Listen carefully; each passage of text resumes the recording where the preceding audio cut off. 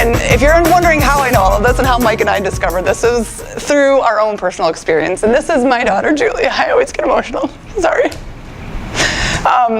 So we have 4 daughters, and a few years back, she started having seizures. And it seemed at the time to be completely out of the blue. We didn't understand this. It seemed like a perfectly healthy child. How is she suddenly having seizures? And it really threw us for a loop, and we took her to the emergency room. She was hospitalized for 4 days, and during that period of time, they ran every single test you can imagine: EEGs, MRIs, CAT scans, everything you can imagine to try and determine the cause of these seizures. And in her situation, there was no physical evidence to explain what was triggering a seizure. Sometimes with seizures or different things, there's a development in the brain or something in the body physically that they can detect that causes that internal chaotic environment, and then there's an explanation. In her case, it wasn't, and we were told sometimes these things just happen. As oftentimes many parents with children with ADD, sometimes these things are genetic. Sometimes they just happen. Sometimes people with allergies are told the same thing. You know, we don't have a definitive explanation. And that totally just, I'm gonna be candid, that pissed me off. Like, that did not settle as a parent to be like, what do you mean you don't have an answer? I don't understand that. There has to be something we're missing. There's something to some piece of the puzzle that is not complete here. So, you know, over the next 4 months, our lives were completely turned upside down. I'm going to give you a little bit of background, and the reason that I had such a strong, if you want to call it a mother's intuition or a gut instinct about something else that was missing, is because the 48 hours before her first seizure were very unusual for Julia. She had been at a camp out, a sleep out for 2 consecutive nights, and was up really late. She, of course, was eating a ton of crappy food. You know, all the kids and all their friends are eating a whole bunch of sugary stuff, and there was what do you call it, like a bungee type of a ride that she was really scared to do, but she didn't want to be left out, so she was crying and she was fearful, and her emotions were really, talk about anxiety, right? She was totally feeling worried about doing it, but she's like, I don't want to feel left out, the only kid that's not going to do it, so she did it. They also had a rock concert with strobe lights and stuff. So mindless, or the moral of the story is, I knew there was something emotionally, physically, all of these things that were contributing to that initial episode. Now, granted, since then, the seizures continued to persist. And this was another thing. She was in the hospital for 4 days. And every single time the group of doctors, it was a teaching hospital down at Lurie Children's, would be on rounds, and they would come into the room, that was when she would have a seizure. And the other 23 hours and 58 minutes out of the day, she didn't. But for 4 days in a row, finally that last day, I was like, you guys are not allowed to come into the room. Clearly, and I was asking for an explanation about why, there's something clearly about her worry, her anxiety, her emotional state that's contributing to this, and really, with no fault of their own, there's not hard evidence that you can diagnostically tie onto an MRI or an EEG to someone's emotional, internal biochemical balance. So the next 4 months were completely difficult for our family because she continued to have anywhere from 10 to 15 seizures in a day. Some days like this was after she had back-to-back episodes that they just continued to get more progressive. And our whole entire family's life was just put on hold, right? I mean, I was living in eggshells. I had 3 little girls that I felt so guilty about because I couldn't give any attention to, because my oldest daughter, at a moment's notice, I never knew what was going to trigger the next episode. There was a day where I pulled her up from the bottom of my parents' swimming pool. There was a day where she fell over. She was up in her room just getting ready for the day, fell over and cracked her head on the mirror. So I never knew when a life-threatening situation could present itself.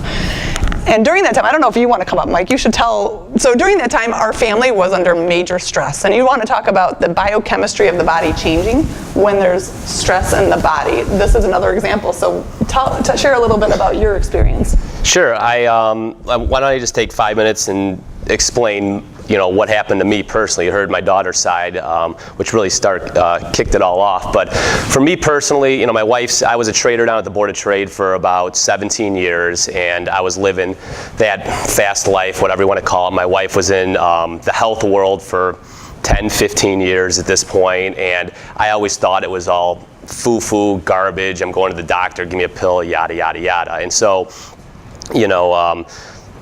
one day I finally got my break as a trader. You know, I was asked to go over to a large financial firm downtown to manage a $1 billion hedge fund over there. This was my big opportunity, my break. I'm going to play with the big boys, hit it big, and, you know, sail out in the sunset with gazillion dollars, you know, that's what was going through my mind. But when I got over there, it wasn't all roses, okay? The markets got really tough, and for about 3 years, we didn't make any money. And so during that time, the stress level's up. I'm answering the clients and not myself anymore, and people want returns. And so, you know, it ended up being more nights out, steak dinners, bottles of wine. I would go to bed at 10 o'clock at night, and I would wake up at midnight and 1 o'clock in the morning, 3-4 times a week to trade the currency markets all night. Then I'd go to the office, trade all day. I'd come home and eat dinner, go to, you know, put the kids to bed, and do the same thing all over again. So my lifestyle wasn't very good, and I was the guy who always thought stress was literally a made-up word that the doctors used when they didn't know what was wrong with you. So one day, I have an annual boys outing in Door County, a golfing outing with the guys, and I'm up there, and it's a bender weekend. There's a lot of drinking, a lot of smoking, gambling, eating like crap, not sleeping, you know.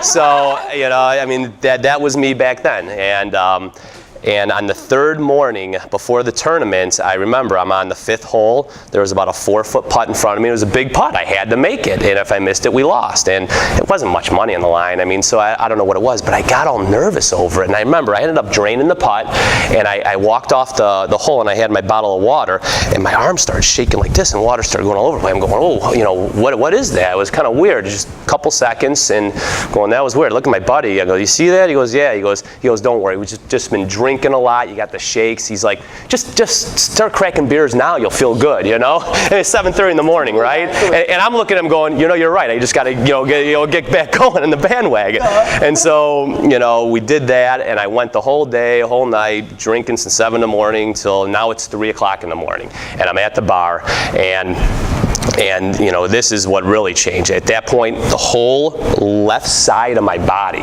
goes completely numb, and I lost all bodily function on the left side. I'm holding a drink, it starts flashing, you know, flying all over the bar like that, and it felt like it lasts forever. I don't know how long it was, maybe 60 seconds or something, but that moment completely changed my life. And you know, I didn't know if I should go to the hospital, if I should try to sleep it off. All I knew was I was going home in a couple hours anyway, so I just kind of, you know, tried to go to bed. It didn't happen, and I finally went home, and for the next 12 months of my life, it was, I mean, I wasn't the same person. It was completely awful. And like I said, I didn't believe in any of the health stuff, so I went the whole Western route of society, where I went to every doctor, every specialist. They ran every test in the book. I ended up in the emergency room a few times. Heart attacks on multiple occasions. Yeah, and this was all during the time that Julia's health was, I mean, talk about a whirlwind of decline for a family. I mean, this is going on all during that, and you know, the doctors are,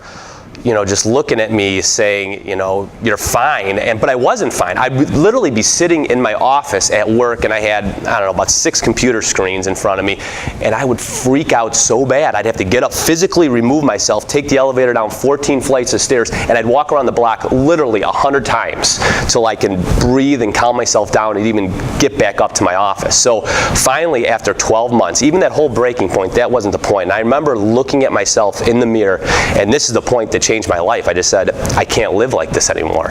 And you know, that's when I finally turned to my wife, and I said, you know, this, for the first time in my life, I understand why someone would take their own lives, okay?